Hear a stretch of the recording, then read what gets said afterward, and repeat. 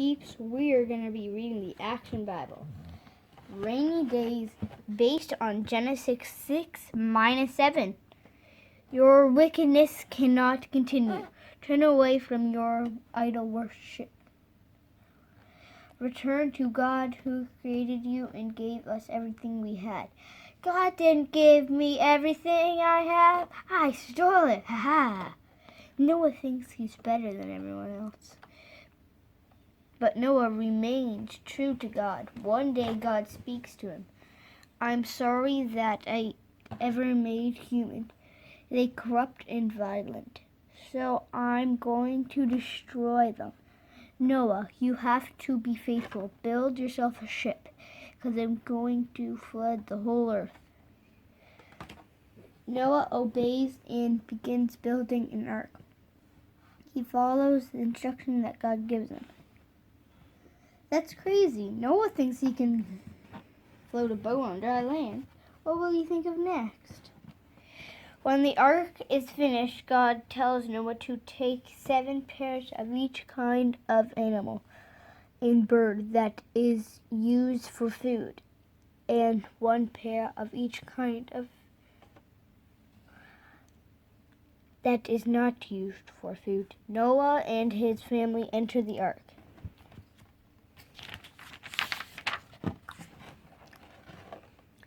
Now I've seen everything. Old Noah spent 120 years building that huge ship, but he never thought about who would close the door. Either he's crazy or he knows something we don't. Don't you start preaching like Noah. A few days later, suddenly, lightning flashes. The windows of heaven open, and rain pours down. Floodwaters rise rapidly. Maybe Noah was right about his ark. Don't worry, there's never been enough water to float a boat before. Yes, but it's also never rained like this before.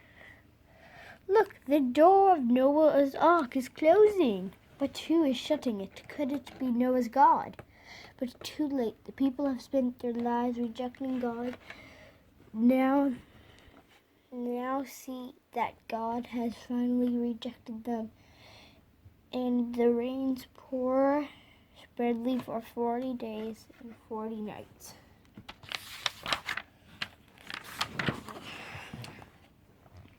Water flows over the land and rises above the mountain tops. All of the earth is covered. Only Noah's great ark survives the flood, destroying everything evil. As the rain pours without stopping, Noah and his family work hard to care for the animals in his ark. Have you fed the sheep yet, Shem? Yes, I just finished now, and I'm going to go feed the reptiles.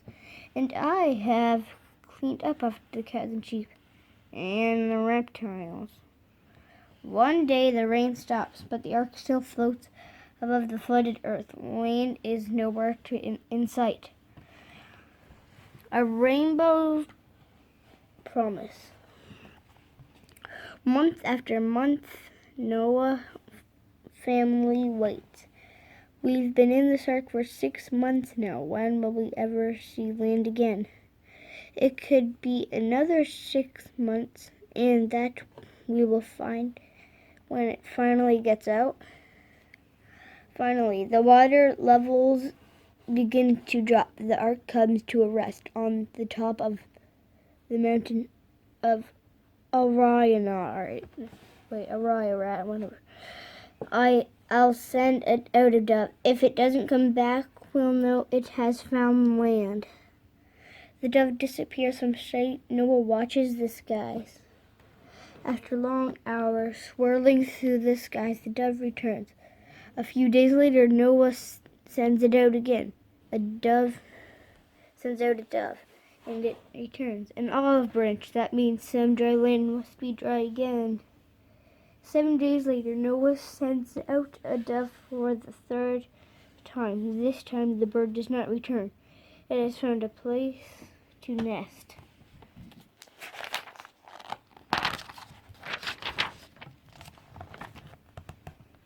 Noah and his family are obnoxious to leave the ark.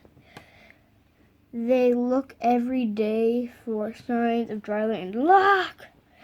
A little over a year after the flood started, Noah stepped out of dry land.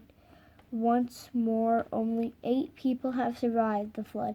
Noah, his wife, their 3 sons, and their 3 wives. The warm sun on my face, the grass under my feet, it feels wonderful. Everything evil is gone. Through us, God is giving human beings a new start. We must obey God and teach everyone who follows us to obey. Ooh, ground, how I've missed you.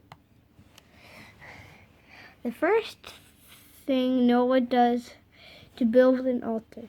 He thanks God for his care and asks God to help his family make a new start. Then God makes a new wonder in the sky, a rainbow. For as long as the earth lasts, there will be a time to plant and a time to harvest. There will always be summer and winter, day and night, but never a flood will destroy the whole earth. It's beautiful. God is good.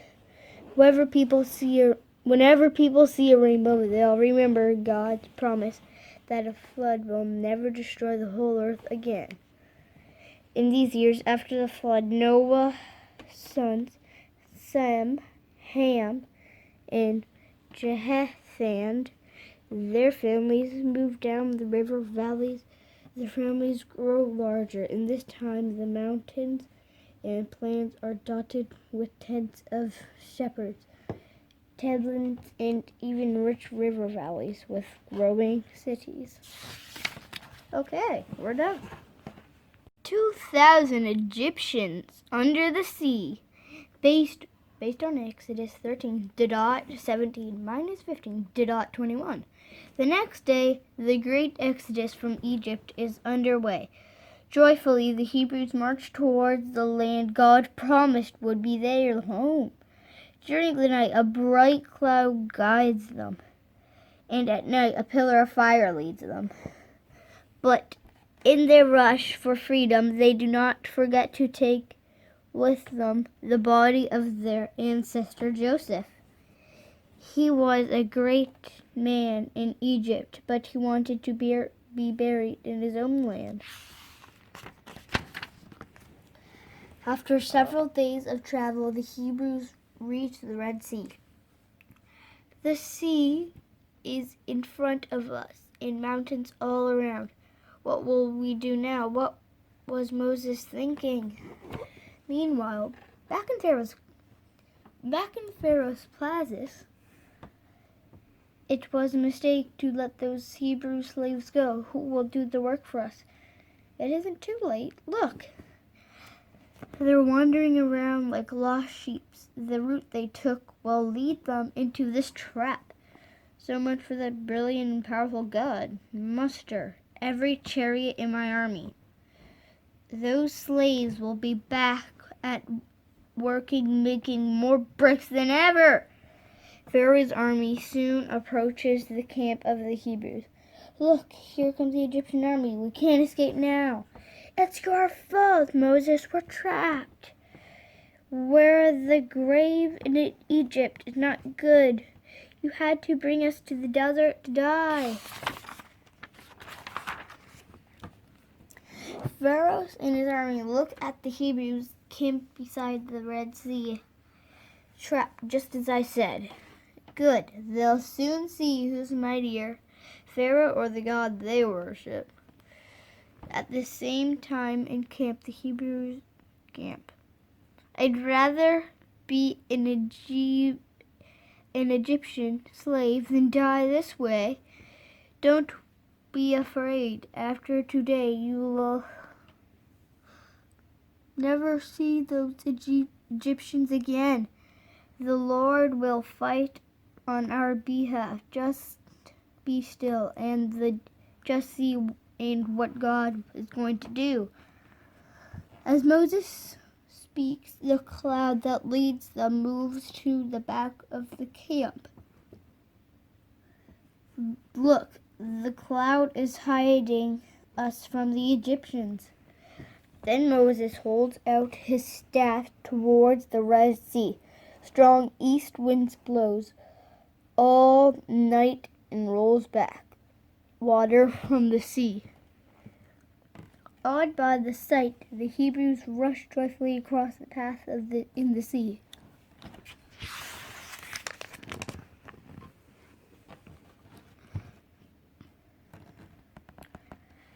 It's not until the next morning that the cloud clears from the front of the Egyptians. When Pharaoh sees that the Hebrews are getting away, he orders the army to chase after them. The Egyptians race across the sea floor, but sand clogs their chariot wheels. Then Moses puts out his hand again. Suddenly the wind dies, and waters roll back into place. All of Pharaoh's men are caught in the rushing sea. Safe on the other side, the Hebrews look back. God has saved us. I'll never doubt again that God sent Moses to save us from the Egyptians. Joyfully, the Hebrews celebrate God's deliverance. The tribes discover from Jacob, Israel, are free people ready to form a new nation. Miriam, Moses' sister, leads the woman choir, singing to praise to God. The Lord is my strength, and he is my salvation. Sing to the Lord!